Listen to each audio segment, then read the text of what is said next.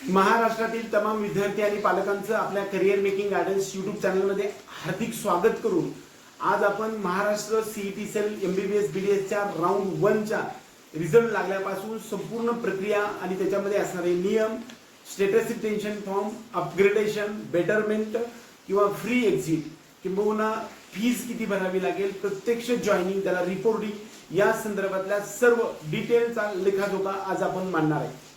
आता उद्या संध्याकाळी म्हणजेच दरम्यान 11 ऑगस्ट 2025 पर्यंत महाराष्ट्र सीईटी सेलच्या पहिल्या राऊंड मधील एमबीबीएस बीडीएसच्या राऊंडचा चॉईस फिलिंगची किंवा चॉईस लॉकिंगचा दिवस संपून जाईल आणि त्यानंतर एक दिवस गॅप टाकून आपल्याला 13 तारखेला रिझल्ट लागेल. रिझल्ट लागल्यानंतर प्रत्यक्ष प्रवेश प्रक्रिया कशी असते त्या संदर्भात मी तुम्हाला सांगेन. पहिल्यांदा एक प्रोव्हिजनल किंवा फायनल मेरिट लिस्ट किंवा सिलेक्शन लिस्ट किंवा अलॉटमेंट लिस्ट यादी असं म्हणतो की तुमचं सिलेक्शन झालेली यादी पहिल्यांदा या ठिकाणी लागू शकते. ज्या विद्यार्थ्यांची याला निवड यादी असं म्हणतो किंवा सिलेक्शन लिस्ट असं म्हटलं जातं. ज्या ज्या विद्यार्थ्यांनी चॉईस फिलिंग केलेली आहे एमबीबीएस बीडीएस साठी या सर्वांच्या या यादीमध्ये नाव असतं. बऱ्याच वेळा सीईटी सेलच्या यादीमध्ये तुमचं स्वतःचं नाव, तुमचा ऑल इंडिया रँक, तुमचा रोल नंबर, त्याचबरोबर तुमची कॅटेगरी आणि ज्या कॅटेगरीमध्ये तुमचं सिलेक्शन झालेलं आहे ती कॅटेगरी आणि त्यानंतर तुमच्या कॉलेजचं नाव, अशा प्रकारची यादी सर्व विद्यार्थ्यांची असते. उदाहरणार्थ कमी मार्क्सचा विद्यार्थी असेल, त्यांनी जरी चॉईस फिलिंग केलेली असेल आणि त्याला जर कॉलेज नाही मिळालेलं असेल तर अशा विद्यार्थ्यांसाठी चॉईस नॉट अवेलेबल असं सुद्धा येतं. परंतु ज्यांनी चॉईस फिलिंग केली नाही अशा विद्यार्थ्यांचं नाव येत नाही. ज्यांनी सर्वांनी चॉईस फिलिंग केलेलं असेल अशा सर्व विद्यार्थ्यांचं नाव या लिस्टमध्ये येतं. त्याला आपण सिलेक्शन लिस्ट असं म्हणतो. वास्तविक ऑल इंडिया कोट्याच्या एमसीसी यादीमध्ये मात्र तशा प्रकारची प्रोसेस नसते. त्या ठिकाणी रोल नंबर किंबहुना ऑल इंडिया रँक आपण तपासावा लागतो. आपला नंबर जर त्यामध्ये नसेल तर आपलं सिलेक्शन झालं नाही असं समजावं लागतं. परंतु महाराष्ट्र राज्याच्या प्रक्रियेमध्ये CET cell Maharashtra state counselling प्रोसेसमध्ये एमबीबीएस बीडीएस असू दे किंवा बीएमएस बीएमएस बीएचएमएस किंवा अलाइड कोर्सेस यांच्यामध्ये ज्या ज्या विद्यार्थ्यांनी चॉईस फिलिंग दिलेलं आहे ह्या सर्वांचं लिस्टमध्ये नाव असतं. ज्यांचं सिलेक्शन झालेलं आहे त्यांच्यासमोर त्यांच्या कॉलेजचं नाव येत असतं. परंतु ज्यांचं सिलेक्शन झालेलं नाही, चॉईस नॉट अवेलेबल असं येत असतं. वास्तविक ही लिस्ट आल्यानंतर अलॉटमेंट लेटर आपल्याला डाउनलोड करावं लागतं. एक लिंक आम्ही प्रोव्हाइड करतो, त्याच्यावरती जाऊन तुम्हाला अलॉटमेंट लेटर डाउनलोड करावं लागत असणार आहे. तर ते अलॉटमेंट लेटर मध्ये तुमचं स्वतःचं नाव, कॉलेजचं नाव, त्याचबरोबर तुमच्या कोणत्या कॅटेगरीमधून ऍडमिशन झालंय या संदर्भातलं सर्व डिटेल एक अलॉटमेंट लेटर तुमच्या समोर येणार आहे. हे अलॉटमेंट लेटर एक इम्पॉर्टंट पेपर आहे. आजपर्यंत मी सांगितलेले सर्व ओरिजिनल डॉक्युमेंट्स, त्याचे एक कलर झेरॉक्स, त्याचबरोबर त्याचे जे काही इतर 2 झेरॉक्स, प्रत्यक्ष फोटो, विद्यार्थी, ह्या सर्व गोष्टी घेऊन आपल्याला विहित वेळेमध्ये म्हणजे दिलेल्या वेळेमध्ये तुम्हाला जाऊन सीईटी सेल कडे म्हणजेच कॉलेजवरती ज्या ठिकाणी तुमचं ऍडमिशन झालेलं आहे या ठिकाणी प्रत्यक्ष जाऊन ऍडमिशन घेणं गरजेचं असतं. त्याचबरोबर ज्या विद्यार्थ्यांना ह्यामध्ये नंबर लागलेला आहे, जे कॉलेज आपण चॉईस फिलिंग मध्ये दिलेलं आहे अशा विद्यार्थ्यांचं ज्यावेळेस नाव लागतं त्यावेळेस त्या कॉलेजवरती जाऊन पहिल्या राऊंड मध्ये कसल्याही प्रकारचं घ्यावंच असं बंधन नसतं. त्याला आपण जर समजा तुम्हाला ते कॉलेज आवडलं नाही असं असेल तर तुम्ही ते कॉलेज सोडू शकता आणि त्या सोडण्यासाठी तुम्हाला कसल्याही प्रकारची प्रोसेस करावी लागत नाही. उदाहरणार्थ मी काहीतरी कॉलेजचे नावं दिले आणि पहिल्या राऊंड मध्ये मला कॉलेज अलॉट झालं, त्याचं अलॉटमेंट लेटर पण मला आलं, परंतु प्रत्यक्ष ऍडमिशन प्रक्रियेमध्ये किंवा रिपोर्टिंगला ज्यावेळेस जायचंय त्यावेळेस मला हे कॉलेज चांगलं नाही वाटत, मला दुसरीकडे जायचं असं वाटत असेल तर तुम्ही फ्री एक्झिट घेऊ शकता. फ्री एक्झिट म्हणजे त्या पहिल्या राऊंड मध्ये तुमचा नंबर सिलेक्शन यादीमध्ये येऊन सुद्धा तुम्ही ते डिसऑनर करता, म्हणजे ते तुम्ही घेत नाही किंवा जॉईनिंग करत नाही, त्याला आपण फ्री एक्झिट असं म्हणतो. हा फ्री एक्झिट फक्त पहिल्या राऊंड मध्येच असतं आणि त्याच्यानंतर मात्र सेकंड राऊंड पासून परत कधीही तुम्हाला फ्री एक्झिट नसतं. फ्री एक्झिटचा अर्थ असा की तुम्ही जरी मिळालेलं कॉलेज जॉईन नाही केलं म्हणजे ऍडमिशन नाही घेतलं तरी सुद्धा दुसऱ्या राऊंड मध्ये चॉईस फिलिंग करता येऊ शकतं. तुमचं जे भरलेलं 1000 रुपये फीज आहे ते अबाधित राहते आणि तुम्ही प्रवेश प्रक्रियेमध्ये राहता, म्हणजे तुम्ही प्रवेश प्रक्रियेच्या बाहेर फेकले जात नाही. याला आपण फ्री एक्झिट असं म्हणतो. त्याचबरोबर ज्या विद्यार्थ्यांना सेकंड राऊंडमध्ये जर कॉलेज एखादं अलॉट झालं आणि ते जर नाही घेतलं तर तुम्ही मात्र त्या ठिकाणी फ्री एक्झिट नसते, त्या ठिकाणी तुम्हाला प्रोसेसच्या बाहेर फेकलं जातं आणि तुमचं 1000 रुपये सुद्धा बुडतात, तुम्हाला परत प्रक्रियेमध्ये भाग घेता येत नाही. परंतु त्याच्यासाठी एक डिस्क्लेमर आहे, मॉपअप राऊंड किंवा राऊंड 3 मध्ये सुद्धा परत एकदा आपली फीस भरून 1000 रुपये भरून आपल्याला त्याच्यामध्ये जाता येऊ शकतं. ऍडमिशन प्रोसेसमध्ये ज्यावेळेस आपल्याला कॉलेजचं नाव लागतं त्यावेळेस कॉलेजचं नाव कोणतं आहे ते पहा. वेबसाईटवर गुगलवरती जाऊन त्या कॉलेजचं नाव टाकायचं, त्याचं फी स्ट्रक्चरचे PDF डाउनलोड करा, त्याच्या वेबसाईटवरती जावा, त्याचा फोन नंबर लिहून घ्या. त्याचबरोबर जो आपल्या कॅटेगरीमध्ये सिलेक्शन झालेला असेल, आपल्याकडे उत्पन्नाचा दाखला किंवा ह्या सर्व गोष्टीचे डॉक्युमेंटेशन करा. त्याचबरोबर एक पेन ड्राईव्ह घेऊन त्याच्यामध्ये सर्व डॉक्युमेंट्स आपल्याला 300 KB पेक्षा कमीमध्ये सेव्ह करून ठेवा. त्याचबरोबर मेलमध्ये वरती ठेवा, आपल्या मोबाईलमध्ये पण ठेवा. त्याचबरोबर झेरॉक्स, कलर झेरॉक्स आणि ब्लॅक व्हाईट झेरॉक्स आणि ओरिजिनल डॉक्युमेंटचा असं बंच आणि विद्यार्थी स्वतः आणि अलॉटमेंट लेटर आणि जो कॉलेज मिळाले त्या कॉलेजचा तुमच्या कॅटेगरीचा अप्रोप्रिएट फीज असणारा डिमांड ड्राफ्ट. डिमांड ड्राफ्ट म्हणजे काय की जे कॉलेजची फीज आहे ती कॉलेजची फी एखाद्या नॅशनलाइज किंवा प्रायव्हेट बँकेमध्ये जाऊन त्या कॉलेजच्या नावानं एक डिमांड ड्राफ्ट पेएबल ॲट ते शहर, ज्या शहरामध्ये ते कॉलेज आहे त्या कॉलेजच्या शहराचं नाव पेएबल ॲट करून डिमांड ड्राफ्ट काढावा लागतो आणि हे डिमांड ड्राफ्ट घेऊन आपल्याला तिकडे जाता येऊ शकतं. बऱ्याच वेळा ही फीस भरलेला डिमांड ड्राफ्ट आपल्याला परत मिळतो का, तर दुसऱ्या राऊंडमध्ये बेटरमेंट झालं तर तुम्हाला 100% हा डिमांड ड्राफ्ट मिळत असतो. बऱ्याच वेळा फीस भरत असताना डेव्हलपमेंट फीस आणि ट्युशन फी असे 2 प्रकार असतात. ह्या दोन्हीचा मिळून एकत्रित तुम्हाला तुमच्या कॅटेगरीसाठी असणारे फीजचा डिमांड ड्राफ्ट घेऊन ओरिजिनल डॉक्युमेंट्स घेऊन तिकडे जायचं असतं. फीजचा डिमांड ड्राफ्ट हा 100% लागतो, त्यामुळे हा सर्वात इम्पॉर्टंट गोष्ट आहे. बऱ्याच वेळा हॉस्टेल, मेस किंवा इतर डिपॉझिट वगैरे या गोष्टी सुद्धा काही कॉलेजेस कंपल्सरी करतात, त्यामुळे त्या कॉलेजचा त्या डिपॉझिट वगैरे ह्यासाठीच तुम्ही विचारणा फोनवरून करू शकता किंवा जे काही PDF असते ते डाउनलोड करू शकता. या वेळेसमध्ये प्रत्यक्ष ऍडमिशन घ्यावं लागतं.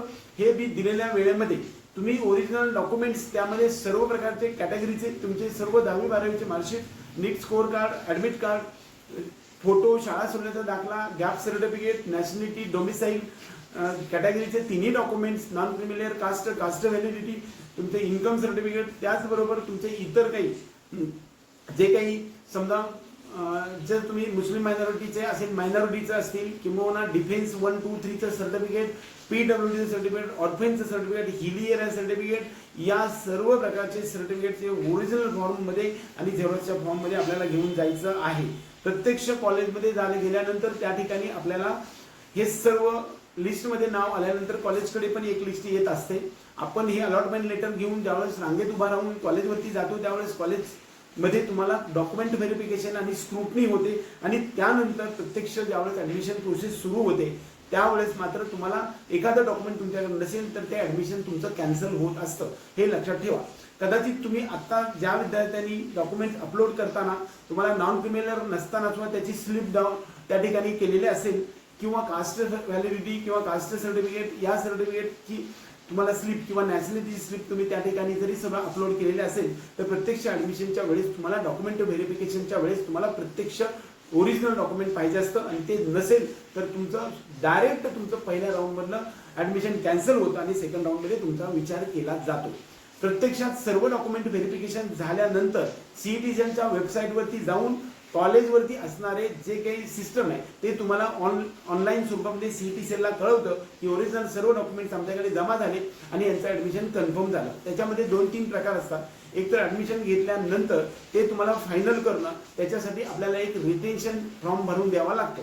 स्टेटस रिटेन्शन फॉर्म याचा अर्थ असा की जे कॉलेज मला मिळालेलं आहे ते मला कॉलेज मान्य आहे आणि चांगलं आहे आणि इथून पुढच्या प्रोसेसमध्ये मला राहायचं नाही, मला पाहिजे तीच कॉलेज मिळालेलं आहे, मला या प्रक्रियेमध्ये जायचं आहे आणि हेच कॉलेज मी फायनल करणार आहे. त्याच्यासाठी कॉलेजवरती किंवा आपल्याकडे अनेक जे नावाचा एक फॉर्म मिळतो त्याला आपण स्टेटस रिटेन्शन फॉर्म म्हणतो. हा स्टेटस रिटेन्शन फॉर्म भरून दिला की तुम्ही प्रोसेसच्या बाहेर जाता आणि तुम्हाला जे मिळालेलं कॉलेज आहे ते फायनल होत असतं.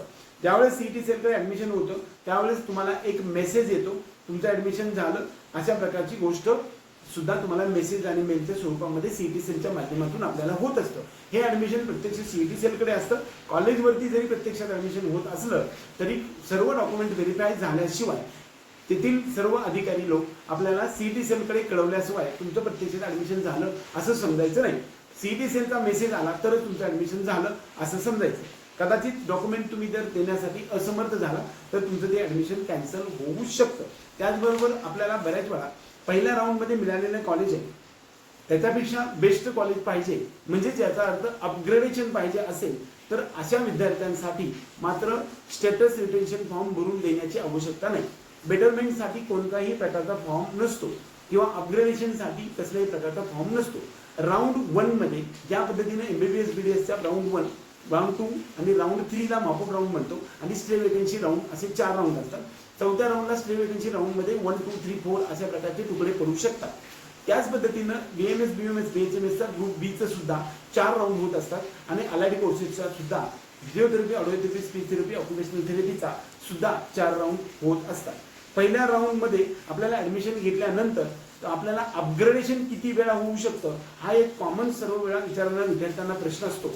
पहिल्या राऊंडमध्ये मिळालेलं कॉलेज प्रत्यक्षात जाऊन ऍडमिशन घेतलं आणि त्या ठिकाणी आपण डिमांड ड्राफ्ट आणि फीज आणि ओरिजिनल डॉक्युमेंट आणि विद्यार्थी त्या ठिकाणी जाऊन सीईटी सेलकडे ऑनलाईन स्वरूपामध्ये ऍडमिशन घेऊन कॉलेजवरती फीस देऊन ऍडमिशन घेऊन आल्यानंतर दुसऱ्या राऊंडमध्ये तुम्ही ज्यावेळेस चॉईस फिलिंग करता त्यावेळेस मात्र खूप कमी चॉईसेस करायचे की जे आपल्याला आता मिळालेले कॉलेज आहे त्याच्यापेक्षा बेटर असणारे कॉलेजेस फक्त आपल्याला जाईल की ज्या ठिकाणी मी मिळाल्यानंतर जाईनच एवढेच कॉलेज आपल्याला या राऊंडमध्ये टाकायचे आहे.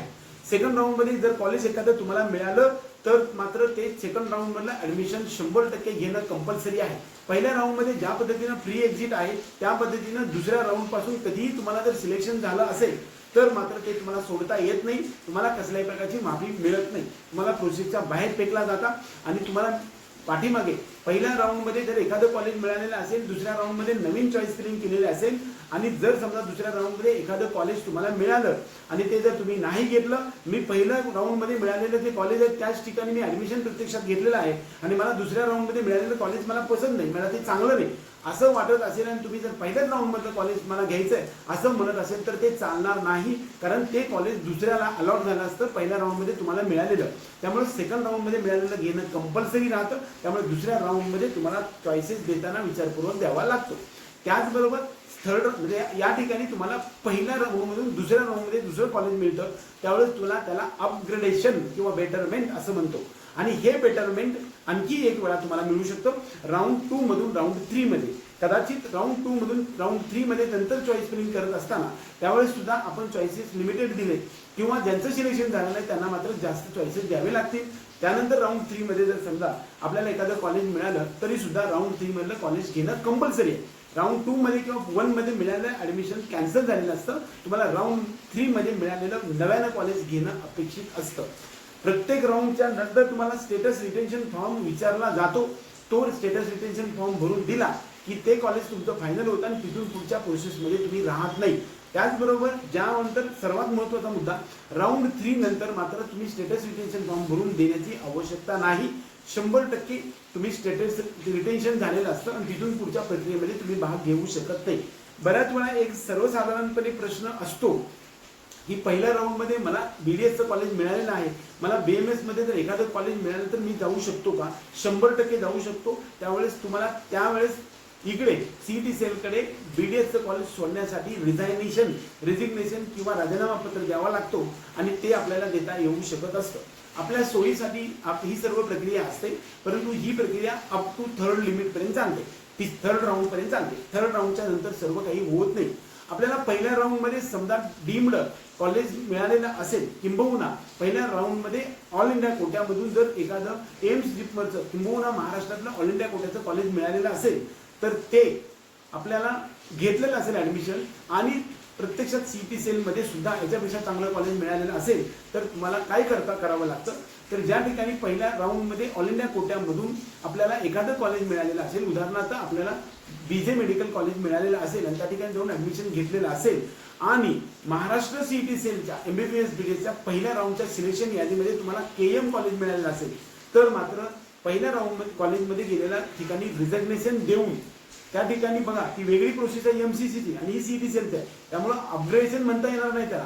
तिथं रेझिग्नेशन द्यावं लागेल तुम्हाला, म्हणजे राजीनामा द्यावा लागेल. ते राजीनामा देऊन ते सर्व डॉक्युमेंट्स आणि तुमची फीज भरलेली, सर्वात महत्त्वाचा प्रश्न तुमचा असतो, तुम्ही भरलेली फीज आहे ती जशी आहे तशी परत मिळते. डिमांड ड्राफ्ट असतो, त्याच्यातनं एकही रुपया खर्च होत नाही. प्रत्यक्ष कॉलेजवरती गेल्यानंतर तुम्हाला एक 2,000 रुपये किंवा 1,500 रुपये प्रत्येक वेळी भरावे लागतात. हा एक टॉपिक तुमची फीजच्या स्वरूपामध्ये लक्षात ठेवायचा आहे.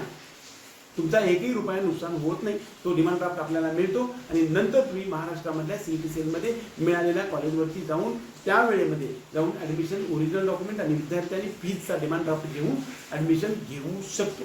एकंदरीत अपग्रेडेशन, त्याचबरोबर त्याला आपण बेटरमेंट म्हणूया, त्याचबरोबर स्टेटस रिटेन्शन फॉर्म, त्याचबरोबर प्रत्यक्ष रिपोर्टिंग किंवा ऍडमिशन, सिलेक्शन यादी, अलॉटमेंट लेटर, डिमांड ड्राफ्ट असेल किंबहुना अनेक जे स्टेटस रिटेन्शन फॉर्म, बेटरमेंट, याचबरोबर सिलेक्शन यादी आणि सर्व सीईटी सेलमध्ये असणाऱ्या सिलेक्शन प्रक्रियेमधील सर्व इत्थंभूत जो लेखाजोखा, राऊंड 1चे नियम, राऊंड 2चे नियम, राऊंड 3चे नियम, सर्व सीईटी सेल महाराष्ट्र राज्यातील छोटे छोटे प्रश्नांची एकत्रितरित्या उत्तर देण्याचा जो मी प्रयत्न केलाय, हा प्रयत्न आवडला तर व्हिडिओ लाईक करा. त्याचबरोबर चॅनलला सबस्क्राईब करून बेल आयकॉन दाबा. याचबरोबर आपल्या सर्व विद्यार्थी आणि पालकांना आपल्या पेड ग्रुपमध्ये यायचं असेल तरी आपल्या डिस्क्रिप्शन बॉक्समध्ये दिलेल्या नंबरवरती तुम्ही आपल्याला पेड काउन्सिलिंग असं लिहून पाठवू शकता. एवढंच या निमित्तानं बोलून आपल्या सर्वांना आपला मार्ग जो आहे, जो काउन्सिलिंगचा आहे, तो सुकर बनावा एवढीच ईश्वरचरणी प्रार्थना करून आजचा हा व्हिडिओ संपूया. जय हिंद, जय महाराष्ट्र.